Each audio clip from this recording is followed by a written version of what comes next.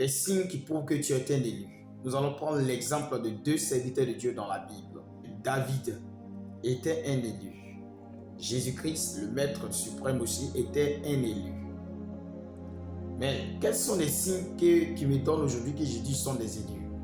David était quelqu'un ignoré, beaucoup dans la société.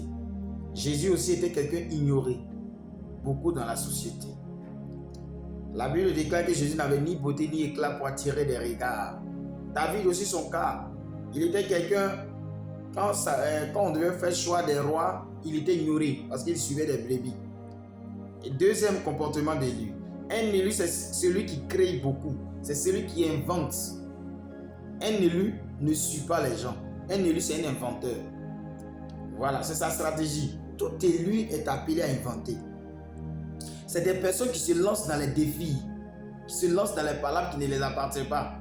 Voilà, un élu, non, lui son problème n'est pas son problème, mais c'est le problème des autres là. Lui c'est ça, il s'en soucie de ça. La preuve en est David. Quand ses frères étaient en face de Goliath, ils faisaient le combat, les Philistins, lui il est venu porter le fardeau de tout le monde pour faire le combat.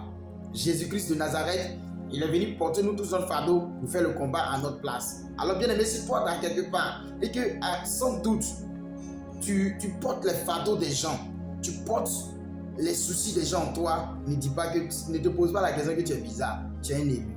Tu es appelé à une mission concrète. Tu n'es pas appelé à vivre comme les autres. Tu es appelé à conquérir un monde. Tu as le corps humain, mais tu es un esprit parmi les humains. Un élu est appelé un esprit parmi les humains. Alors je t'exhorte. Si réellement tu te retrouves dans ce que je t'ai dit, n'hésite pas de m'écrire, d'écrire quelque chose en commentaire, que Dieu te bénisse.